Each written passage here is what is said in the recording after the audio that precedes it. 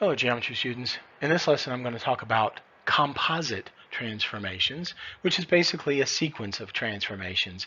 I do one transformation and then I apply something else to it. If you notice the notation, there's a little circle that means composite. When you get to Algebra 2, you'll talk about composite functions that has the same symbol. But you actually do this backwards from what it looks like.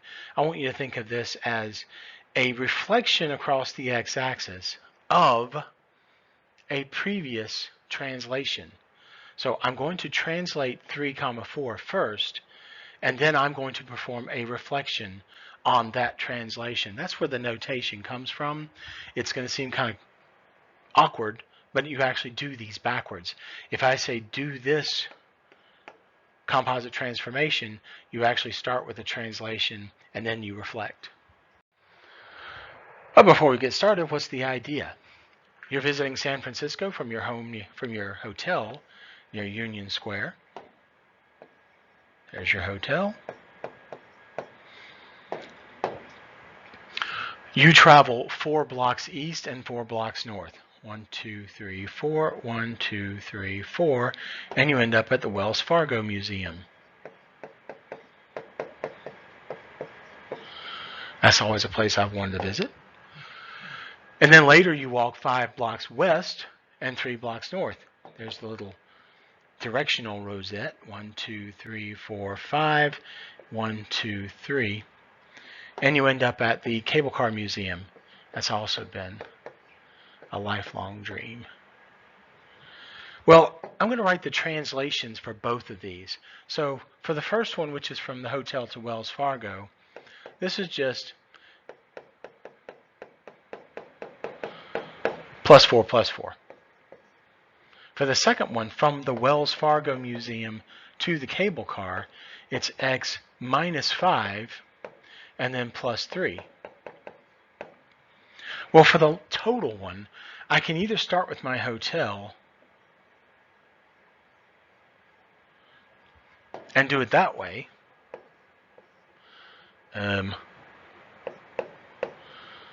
which is -1 and +7.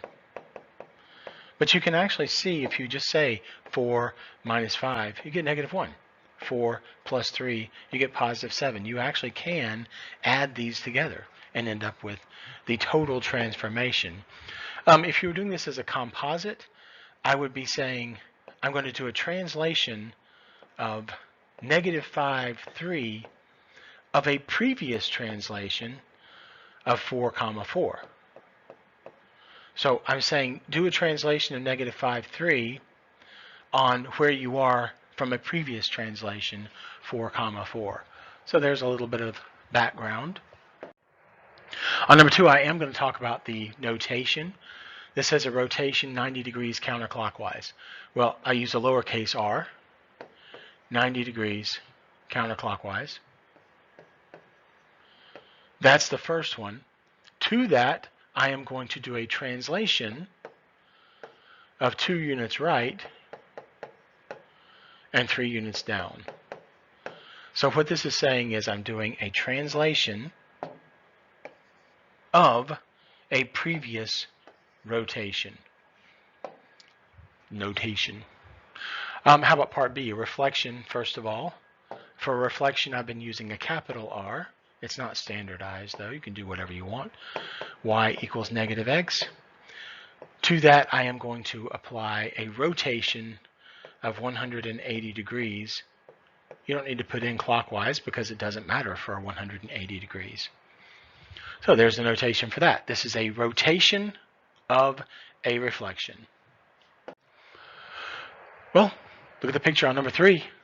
I want to know how to get from 1 to 2, and then from 2 to 3, and then finally I'm going to say how do I get from 1 to 3. Be careful on this one. 1 is a translation, or I should say the first one is a translation. So to me, it's a translation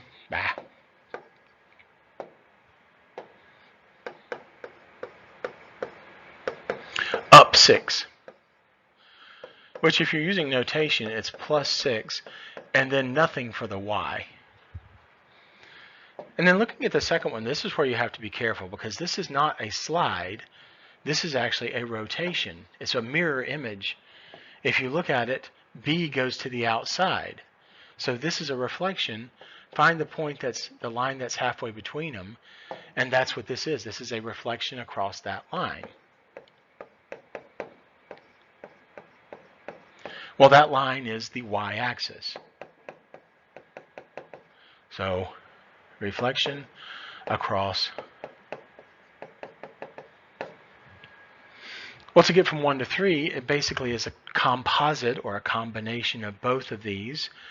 Order kind of doesn't matter on this one, but I'm going to do it correctly and say that I start with a translation, and to that translation I apply a reflection.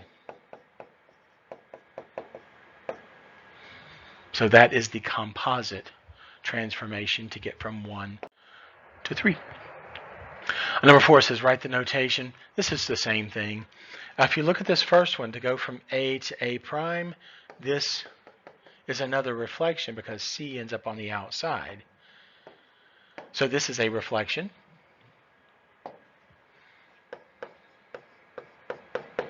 Across. And you have to be careful about what line it is. The line here is a horizontal line, and horizontal lines are y equals.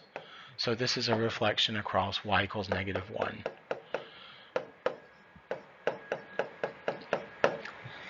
Now looking at this second one, when I first saw this, I thought this was a reflection and then a slide. But what this actually is it's a rotation around this center point. All three of those things are getting rotated. When I first saw this, I didn't see it, but that's actually what's happening. If you think about the C on top, it ends up going down to the bottom. That's because it gets rotated around. So this is actually a rotation around the origin. So rotation around origin of 180 degrees. Actually, I'm not going to say around the origin unless it's different, of 180 degrees. And then finally, I'm applying a rotation of 180 degrees to a previous reflection across y equals -1. By the way, on these are subscripts on these capital and lowercase r, not so for the translation. How about this last one, fish swimming in a bowl? Describe the composite transformation used to map the pre-image. I'm starting with F because you'll notice there are no primes on these. Then I go to the single prime, then I go to the double prime. I'm going to use A as a reference because, well, I have it.